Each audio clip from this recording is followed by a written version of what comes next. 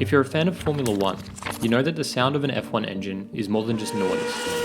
It's music, it's art, it's passion. And there is one engine that epitomizes this more than any other, the Matra V12. This engine has a sound that is so unique, so beautiful, and so captivating that it has become a legend in F1 history. Imagine being an engineer who joins a new company only to be told that you have to design a Formula 1 engine that can produce 150 horsepower per litre. That is what happened to George Martin, who left Simca for Matra in 1966. He had no idea what he was getting into, but he accepted the challenge and created one of the most iconic engines in racing history, the Matra V12. George Martin was a brilliant engineer who graduated from the Special School of Public Works in France. He joined Simca in 1959 and worked there until 1966, designing the famous Prix engine, the engine that powered various production cars for over 30 years. The Prix engine was reliable, powerful, and torquey for its limited displacement. It was fairly advanced for its era, having an aluminium head and sump, 5 main bearings, and a reasonably high compression ratio. But it was also noisy, because Martin chose to prioritize durability over comfort, using a double chain that did not need a tensioner, but it did make a lot of racket.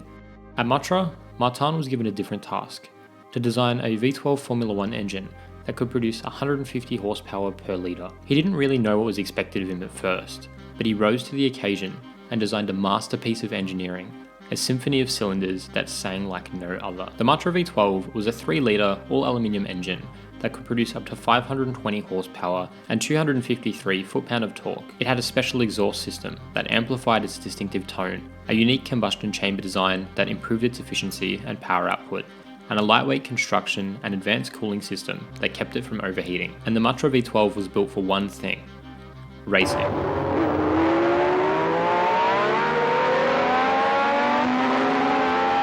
The Matra V12 made its debut in 1968, powering the Matra MS11 car in Formula 1. This was all done in the effort to compete against the Cosworth DFV, which would go down as one of the most successful engines in the history of the sport. Given the hard task at hand, the Matra V12 was not the most reliable engine at first, but it showed its potential with some impressive performances, such as its second place at the 1968 Dutch Grand Prix, only losing out to the other Cosworth-powered Matra, driven by Sir Jackie Stewart. For the following year, again, Matra would run the Cosworth-powered car, along with its own slightly problematic but brilliant V12. And it's a good thing they did, as Jackie Stewart ended up winning Matra their very first Drivers' and Constructors' Championship that year, however, in the Cosworth-powered car. The V12 never did end up winning a Constructors' title for Matra. However, it did have some great races throughout its life in F1, and it wouldn't be long until the beautiful V12 won its first ever race.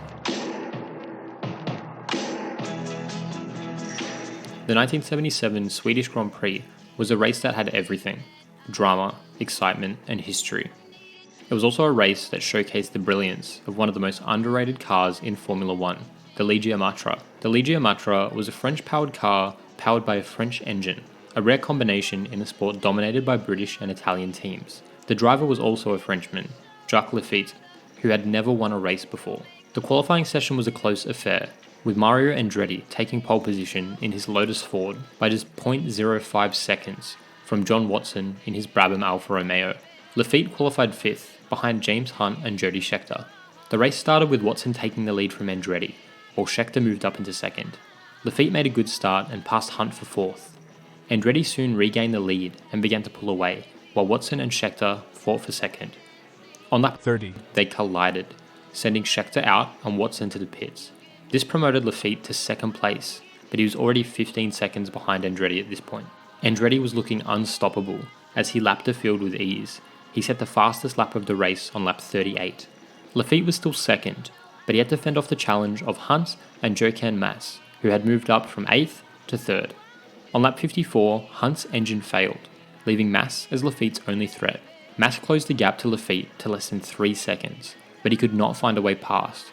Laffite defended his position with skill and determination. At this point, it seemed like Andretti had the race in his pocket, but fate had other plans.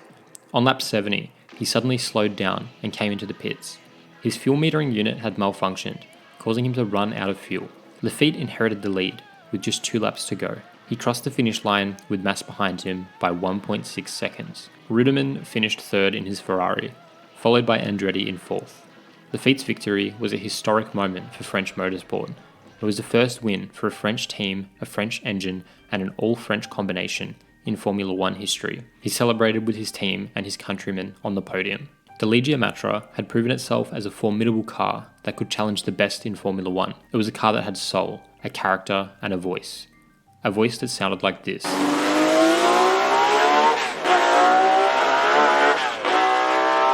And this win in Formula 1 wouldn't be the only racing highlight for the mighty Matra V12. It would go on to win both the 1981 Austrian Grand Prix and the 1981 Canadian Grand Prix, all with Laffite at the helm. It also competed in sports car endurance racing, winning the 24 Hours of Le Mans 3 times in a row from 1972 to 1974. But that's a story for another day. The Matra V12 was not just an engine, it was a character. It had a personality that made it stand out from the crowd. It was not the easy choice for teams at the time, who preferred the simpler and more dependable Cosworth DFV, the lightweight engine with impressive power output and reliability. The Cosworth DFV was the sensible engine, a practical engine, a boring engine even.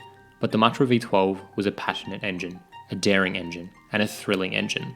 It was an engine that made you feel alive. Georges Martin passed away on July 29, 2017, leaving behind a legacy of innovation and excellence. He was the man who gave birth to the Matra V12, one of the greatest engines ever made. Now that we've covered the history and the legacy of the Matra V12, I thought it would be a good time to highlight the sound of this impressive engine. So, sit back and relax and listen to the sounds of the Matra V12 compared to other engines of that time, including the Cosworth DFV, the Ferrari Flat 12, and other popular engines.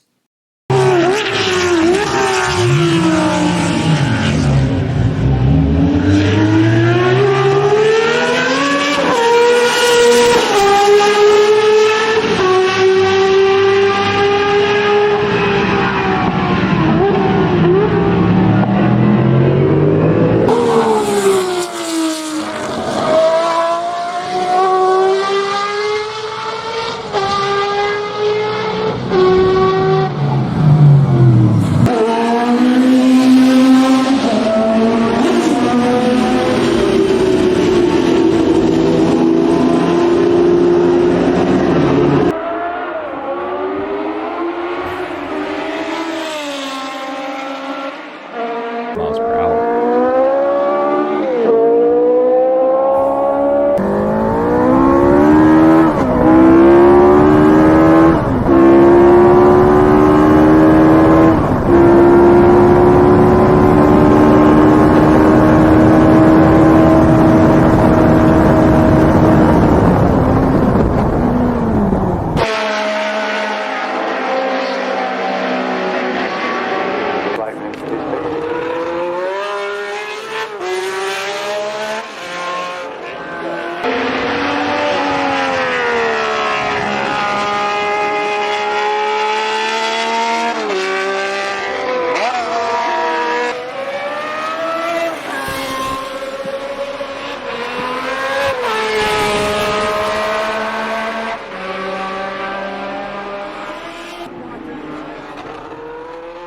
That's all for today's video. I hope you enjoyed listening to the amazing sound of the Matra V12.